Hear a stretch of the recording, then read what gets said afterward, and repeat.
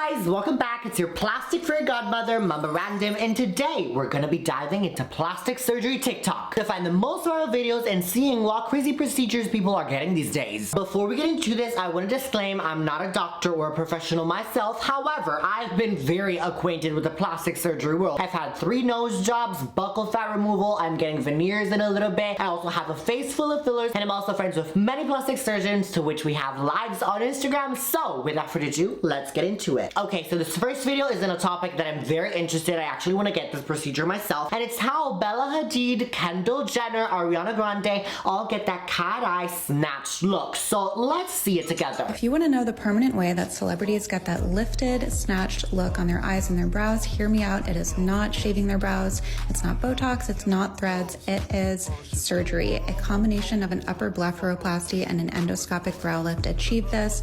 Really minimal downtime. It's a super easy procedure. Don't spend thousands of dollars trying other things.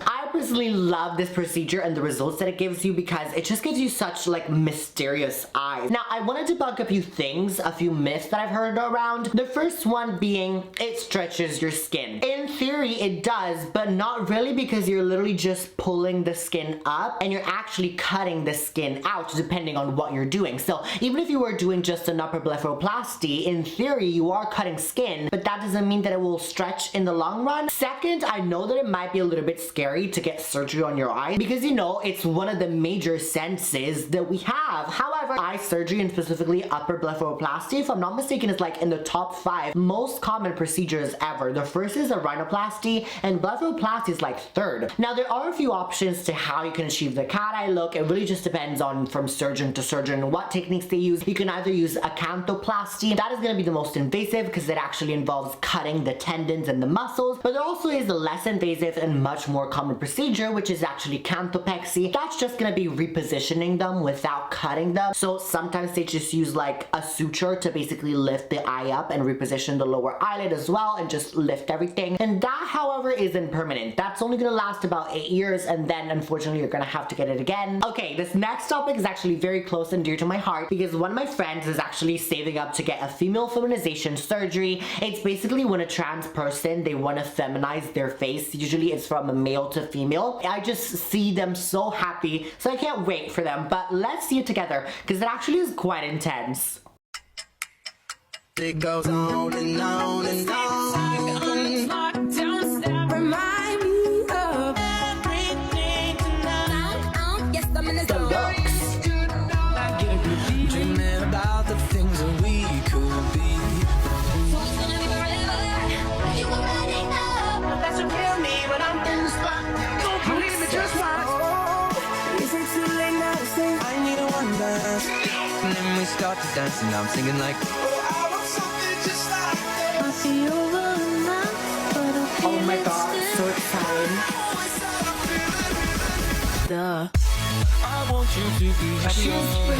Because I'm happy. Oh, do you see how freeing it is? I just love it so much. But it is a very intense surgery, guys, because as you can see in this video, they actually got a rhinoplasty. I think they also got a canthopexy. Speaking of cat eye lift, they definitely also got like a chin implant of some sort, or maybe buccal fat removal. But this side of plastic surgery is actually so interesting to me because there are definitely some specific features that make a face more masculine and others that make a face more feminine. Just to give you a very broad idea, men usually have wider chins, less pointy. Men actually, ideally, their chin should be the same width of their mouth. Also, of course, they want a more pronounced gonial angle, which is basically the angle of the jaw right here. Also, the cheekbones in a man and women are different. Women actually have more upward swooping cheekbones and they have a lot more projection on the side, whereas for men, they have more projection on the front and they're just a little bit lower compared to female. The brows, of course, also contribute to this. If they're upwards 10 degrees, then they're gonna look feminine. If they're 10 degrees or lower and so horizontal like I have, they're gonna look a lot more masculine. But this is why it's so important that you actually find a surgeon that knows all this and actually pays attention to all this gender specific dimorphism, because otherwise you're not going to achieve the results that you want. Now, ladies and gentlemen that use watching, I want you to buckle up here because this next surgery is one of the most deadly in plastic surgery. The risk of something going wrong, complications, is extremely high. It is a BBL. Once again, made famous by Miss Kylie Jenner and Miss Kim Kardashians especially.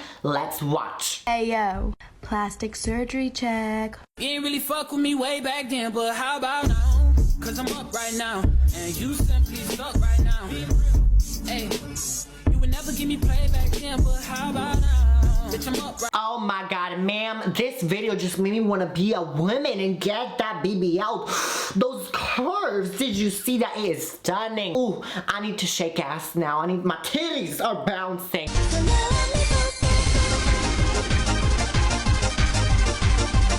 If you don't know what a BBL is, it's basically a conjunction between a liposuction. So they're basically just gonna get the excess fat wherever you have it. You might have it on the hips, you might have it on the thighs, you might have it on your tummy, and they're basically gonna suck it out and they're just gonna reposition it all in the butt and of course also on the hips to give you a more rounder, pear-shaped appearance like Kim Kardashian, like this girl had. But again, this is one of the most deadly and most serious plastic surgeries that you could get. Since we're on the topic of BBLs, which is actually becoming one of the most popular procedures ever, we're gonna watch another video on this. Nobody's gonna know.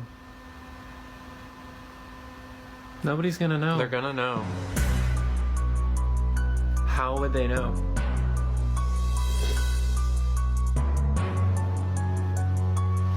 How would they know? Okay, so this is the more graphic, just the more harder part of the BBL. First off, you can see this girl draining a whole entire bottle of blood. That's very scary, but it isn't blood, it's actually just draining fluid. So what is gonna happen after a liposuction? There's just gonna be a lot of fluid that is gonna accumulate inside you. So what they do to prevent this is basically just stick tubes for the first few days in you so that it can help drain the blood. And lastly, you can also see that she was wearing compression garments. That's basically to keep everything tight and locked in the good position. You also want to definitely pay attention to what clothes you're wearing. You don't want to wear something too tight, so for example jeans in the butt, because it could actually deform the shape of the fat once it's settling in the butt. You know what, let's watch another video on BBLs because it is super interesting. Surgery. It's time to pay for my surgery. This is my pre-op appointment so I can tell the doctor how big of a butt I want. And these are my drugs because you know I'm going to be in pain. My booty pillow because I can't sit on my butt. And this little thing I have to blow into so I don't get blood clots. So this is before my BBL. I'm gonna get liposuction in my stomach, my hips, I got pretty big hips, and my back.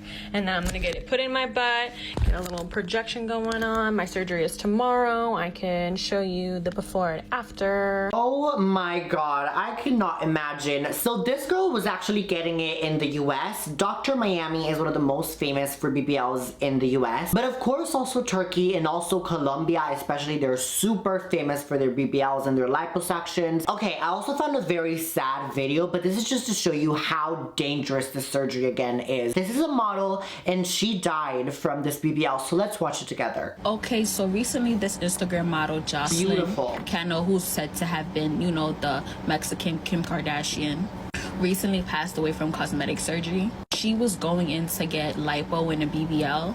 Another round, she's had work done in the past. She's had a BBL before, you know. And as y'all know, I'm pro-surgery. It's your body, do what you want to do with it.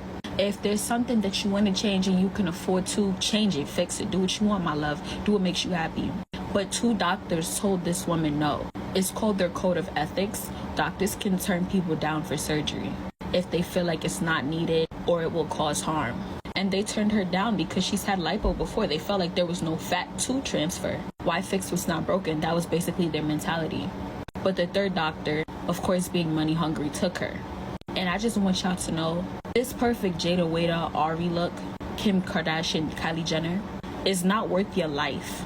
Be careful. Yeah, so this is just very sad. As she said, she just wanted to get another liposuction and another BBL, but there wasn't any fat to get. This is usually a sign that there's something underneath it. It's not anymore about getting the shape that you want. It's more something that isn't right in the head, and probably body dysmorphia, which I'm struggling with. I can definitely relate to her. And I'm definitely trying to get a hold of this because I do not want to get to a point where I can't go back. So definitely what this girl is saying is completely right. You definitely want to, you know, tally up the chances, the pros and cons of each surgery. And lastly, let's move on to a completely other topic. This is hopefully going to be a lot more, you know, happier and actually make us smile because this is going to be about veneers. I'm getting them, as I told you, in literally about a month.